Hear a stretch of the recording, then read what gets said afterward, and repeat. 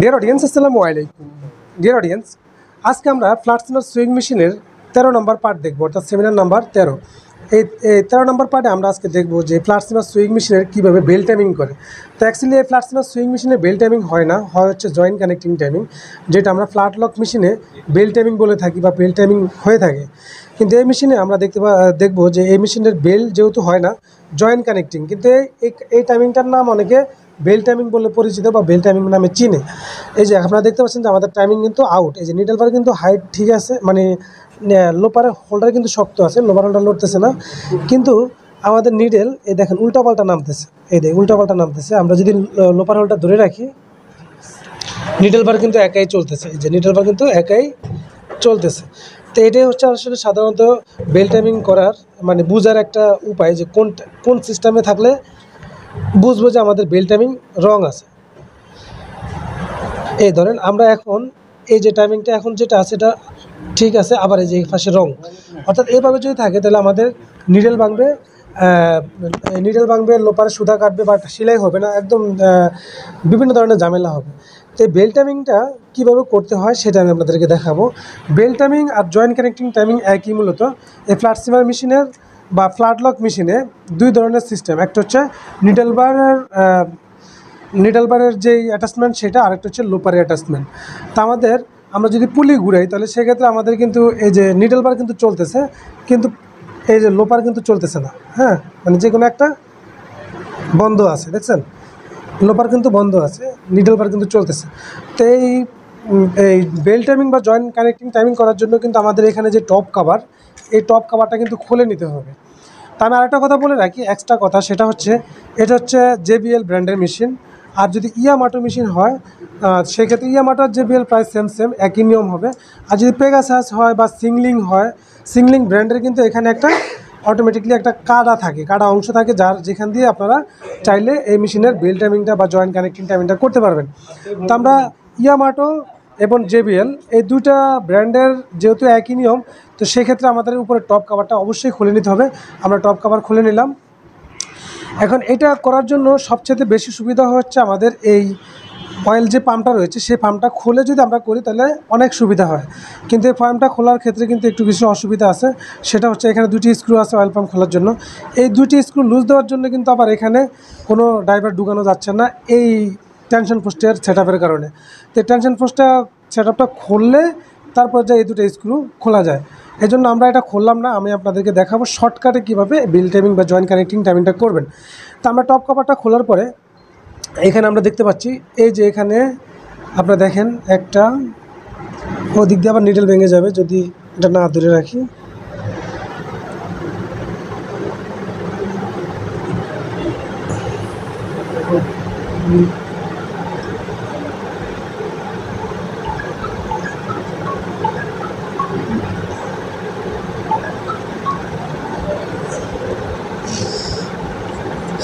এই এখন আমরা যদি এখানে ঘুরাই আমাদের সামনে কিন্তু স্ক্রু লুজ করা আছে, যার কারণে আমরা এই টাইমিংটা এখন বুঝতে পারতেছি না।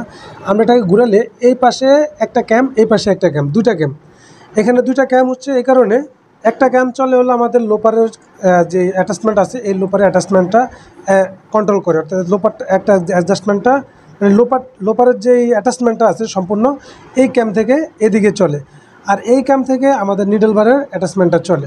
তা আমরা যে কাজটি করব, এখানে আমরা একটু ভালো করে লক্ষ্য করব, এই যে এখানে একটি স্ক্রু রয়েছে, এই যে পাশে, এই যে মাঝখান দিয়ে, এই যে এর মধ্যে আছে আমাদের 3 মিলি স্ক্রু, এলকি স্ক্রু, এই যে 3 মিলি। তা আমাদেরকে যে কাজ করতে হবে, এই গ্যাপ দিয়ে আমরা এটা শর্টকাটে করতেছি, এই শর্টকাটে করতে হলে এই গ্যাপ দিয়ে ঢুকাইতে হবে। এই পাশ দিয়ে ঢুকালে জায়গা কম পাওয়া যাবে, আমরা এই কারণে এই পাশ দিয়ে ঢুকাবো, এই কারণে জায়গা বেশি পাওয়া যাবে। তো আমরা এটাকে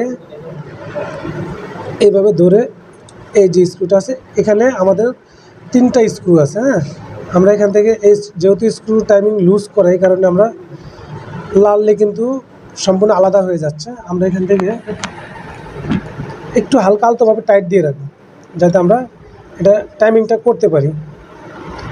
আমরা একটু আলতোভাবে টাইট করে রাখলাম। এখন আমাদের দেখেন এখানে এই বেল টাইমিং বা জয়েন্ট কানেক্টিং টাইমিং করতে হলে অবশ্যই এই লোপার দিকে খেয়াল রাখতে হবে। আর এই লোপার দিকে খেয়াল রাখলে আপনারা বুঝতে পারবেন যে আপনাদের বেল টাইমিংটা রং আছে। এই যে দেখেন উল্টাপাল্টা কাজ করতেছে, কারণ দুই সাইডে, এই কারণে উল্টাপাল্টা কাজ করতেছে। এখন আমাদের কাজ হবে, যেহেতু আমরা এই সাইডের ক্যামটা লুজ করছি, এই পাশে ক্যামটা লুজ করার পরে আমাদের আউট হয়ে গেছে, আমরা এখন এই দিক দিয়ে এই ড্রাইভারটাকে এলিঙ্কিটারে এন্দা ঢুকাবো, অর্থাৎ সামনের সাইডে যে ক্যামটা আছে এই ক্যামটাকে আমরা টাইট রাখলাম। এখন এটাকে আমি এইভাবে ধরবো আর এই পুলিটাকে এভাবে ঘুরাবো, এই যেভাবে এই পাশে দেখাও, এই যে পুলিটাকে আমি এদিক দিয়ে ঘুরাবো এই যেভাবে, আর এখানে এই স্ক্রু দিয়ে এই ক্যামটাকে এভাবে ধরে রাখবো। তাহলে আমাদের কি হবে, টাইমিংটা আমরা আস্তে আস্তে একটু একটু করে চেঞ্জ করতে পারবো। তো এখানে সবচেয়ে বেটার হয় এখানে গ্রুপ আছে, এই গ্রুপ ফলো করতে পারলে। আর গ্রুপ ফলো করতে হলে অবশ্যই আপনাকে ক্যাম খুলতে হবে, কারণ ক্যাম খুলে স্ক্রু বাইর করার পর আপনি গ্রুপ দেখতে পাবেন, এছাড়া কিন্তু গ্রুপ দেখা যাবে না। আর আমি যদি এখন স্ক্রুটা বাইর করি, তখন সেই ক্ষেত্রে আমার যেহেতু এটা সোজা না, একটু অ্যাঙ্গেলে মারতে হইতেছে, তখন আমি দ্বিতীয়বার যখন স্ক্রুটা লাগাইতে যাবো তখন আর লাগাইতে পারবো না। এই কারণে আমি কিন্তু স্ক্রুটা খুলতেছি না। তা আমি যেটা করব, শর্টকাটে করব, এই জন্য আমি এখানে এটাকে ধরবো, এটাকে ধরে আমি এই যে এদিক দিয়ে ডান দিয়ে পুলিটাকে ঘুরাবো, পুলিটাকে ঘুরিয়ে আমার এই লোপার দিয়ে খেয়াল রাখতে হবে। এদিকে তো বুঝতে পারছেন আমি কীভাবে করবো, এদিকে আমি ক্যামটাকে ধরবো, এখানে পুলিটাকে ঘুরাবো। এই দুটার সাহায্যেই কিন্তু আমাদের বেল্ট টাইমিং বা জয়েন্ট কানেক্টিং টাইমিং যেটাই বলেন অ্যাডজাস্ট করব আমরা। শুধু এখানে এ পাশে ক্যাম ধরবো, এ পাশে পুলি ধরবো, আর এখানে আমাদেরকে ফলো করতে হবে যে আমাদের কোন পজিশনে নামতেছে আর কোন পজিশনে উঠতেছে। এখন আমরা যে পজিশনটা করব আমাদের ফলো এখানে ফলো রাখতে হবে, ঠিক এখানে ফলোটা রাখতে হবে এরকম যে আমার নিডলটা যখন নামবে আমাদের এই নিডলটা ঠিক লোপারের এই পজিশন দিয়ে নামতে হবে। তাহলে আমাদের 95% কাজ একদম ইজিলি হয়ে যাবে। বাকিটা আমি আরও ক্লিয়ারলি পরবর্তীতে দেখাবো। অর্থাৎ আমার শুরুর কাজ হচ্ছে আমার নিডল বারটা নামানো, কোন পজিশনে নামতেছে সেটা আমার দেখা। যেহেতু আমাদের স্ক্রু একটু হালকা হালকা লুজ আছে,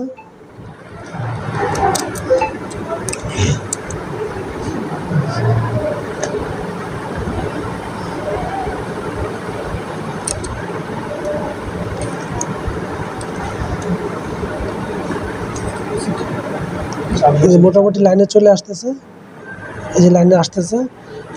এখন আমরা এই দেখেন নিডলটা আমাদের কোন জায়গা দিয়ে নামতেছে, লোপারের গাড়ির উপরে নামতেছে। তো আমরা এর আগের সেমিনারগুলোতে দেখাইছিলাম কীভাবে অ্যাবোর্ডিং টাইমিং করবেন। হ্যাঁ, এটার মধ্যে কিন্তু দুইটা অ্যাবোর্ডিং হয়, একটা এক্স অ্যাবোর্ডিং, একটা ওয়াই অ্যাবোর্ডিং। তো এক্স অ্যাবোর্ডিংয়ের কাজ হচ্ছে সামনে এবং পিছনে যাওয়া, ওয়াই অ্যাবোর্ডিংয়ের কাম হচ্ছে সামনে পিছনে যাওয়া, এক্স অ্যাবোর্ডিংয়ের কাম হচ্ছে ডানে বামে যাওয়া। তো এইভাবে এই যে অ্যাবোর্ডিংয়ের ভিডিওটা যদি না দেখে থাকেন তাহলে ওই ভিডিওটা দেখলে এই টাইমিংটা আপনার জন্য করতে সুবিধা হয়ে যাবে। তো আপনারা যারা দেখেন নাই ওই অ্যাবোর্ডিংয়ের ভিডিওটা দেখে নেবেন।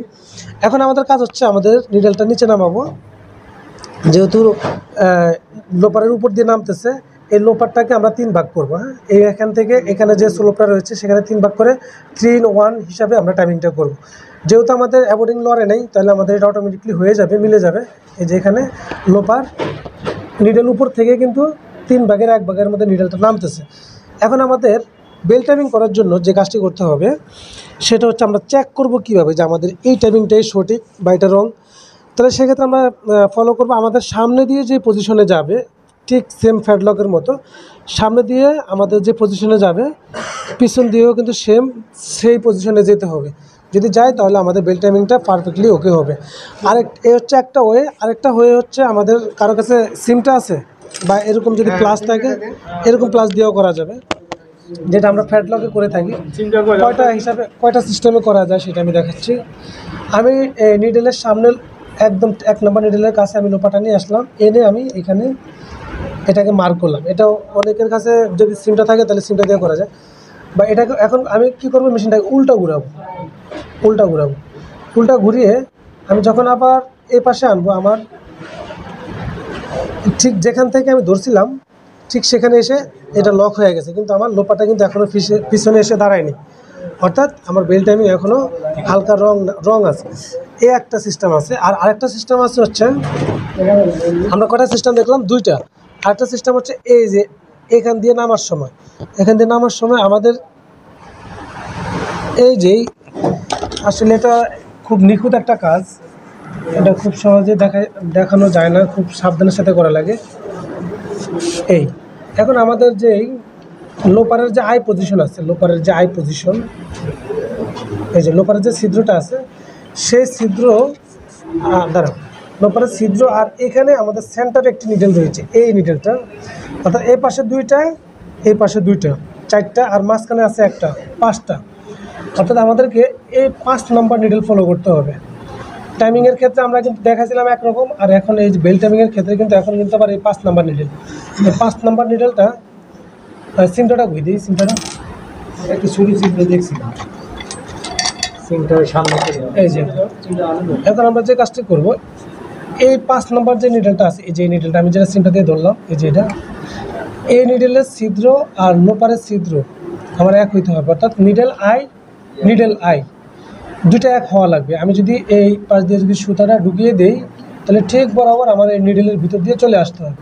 যদি এরকম পজিশন হয় তাহলে আমার বেল টাইমিংটা ঠিক হবে, এর আগে কিন্তু কখনোই ঠিক হবে না। এখন দেখুন আমার লোপারটা কিন্তু নিচে আছে আর নিডেলটা কিন্তু লোপারের উপরে আছে। এখন আমি যদি সুতা ঢুকাই তাহলে কিন্তু সেটা আসবে না, এই জন্য আমার বেল টাইমিংটা রং আছে, যেটুকু আমরা দেখলাম। তাহলে আমরা এই মেশিনের বেল টাইমিং অথবা জয়েন্ট কানেক্টিংয়ের টাইমিং মিলানের ক্ষেত্রে আমরা 3টা ওয়ে ব্যবহার করতে পারি, বা 3টা ওয়ে আমরা নিতে পারি। একটা হচ্ছে আমাদের নিডেল বারের লক করার মাধ্যমে, আরেকটা হচ্ছে এই যে লোপারের ছিদ্র মিলিয়ে, নিডেল এবং লোপারের আই পজিশন মিলিয়ে, আরেকটা হচ্ছে এই যে সামনে যেদিক দিয়ে যাবে পিছন দিয়েও ঠিক এদিকে যেতে হবে।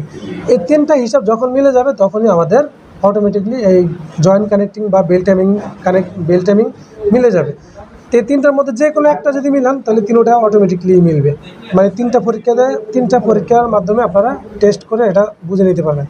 তা আমাদের যেহেতু আরেকটু নিডেল বার নিচে নামাইতে হবে, যেহেতু নিডেল বারটা একটু উপরে আছে, আমরা এই পজিশনটা বেশি ফলো করব। এই সিস্টেমটা অনেক ভালো, কারণ এখানে লক করলে কিন্তু অনেক সময় লক একটু 19-20 হতে পারে, কিন্তু এটা কিন্তু 19-20 হবে না। তো আমরা এখন যেহেতু নিডেলটা, এই যে নিডেল আইটা লোপার উপরে আছে, তখন সেক্ষেত্রে আমাদেরকে বারটা আর একটু নামাইতে হবে। তো ভিডিওটা একটু লং হলো, আপনারা অবশ্যই ধৈর্য সহকারে দেখবেন, তাহলে মেশিনের জয়েন্ট কানেক্টিং অথবা বেল কানেক্টিং টাইমিং সম্পর্কে বুঝতে পারবেন। তো আমরা ঠিক ওই আগের নিয়মেই প্রথম ক্যাম্প যেটা আছে সেটার মধ্যে আমরা লক করলাম, এবং কি পুলি হালকা ঘুরিয়ে আমরা নিডেল বারটাকে হালকা ডাউন করব।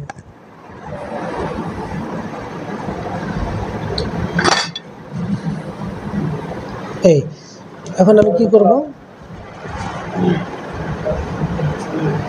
উল্টা হয়েছে,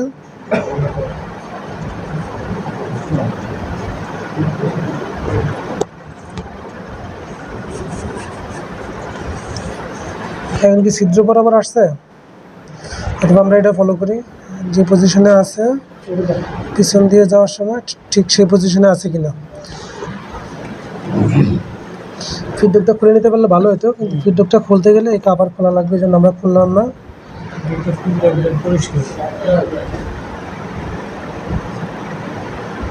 এই যে মোটামুটি আমার মনে হয় লোপার আই এবং নিডেল আই 2টা এক সমান আছে এখন, আশা করা যায়। আর আমরা এভাবে যদি একটু পরীক্ষা করি, আমার এখন লোপারটা নিডেলের যে জায়গায় আছে, ঠিক আমি এটাকে উল্টা ঘুরিয়ে দেখবো আমার ঠিক সেই জায়গায় আছে কিনা। এই আর এদিক দিয়ে আরেকটা জিনিস খেয়াল করবো, এই যে নিডেলটা নামতেছে, অ্যাবোর্ডিং অটোমেটিকলি মিলে গেছে, এবং আমাদের যে টাইমিং, সেই টাইমিংটাও কিন্তু অটোমেটিকলি ঠিক আছে। আমার মনে হয় এটাই ঠিক আছে। তো এই নিয়মে চাইলে আপনারা এই জয়েন্ট কানেক্টিং টাইমিং করে নিতে পারেন। তো ভিডিওটি ভালো লাগলে অবশ্যই লাইক করে দেবেন, চ্যানেল নতুন হলে অবশ্যই চ্যানেলটি সাবস্ক্রাইব করে রাখবেন, এবং পাশে থাকা ঘন্টা আইকন বেলটি বাজিয়ে রাখবেন এই ধরনের নিত্য নতুন ভিডিও নেক্সট টাইম পাওয়ার জন্য। তারপরে আপনারা কী কাজ করবেন, এখানে যে ক্যামটা আছে সেই ক্যামের স্ক্রুগুলো টাইট করে দেবেন।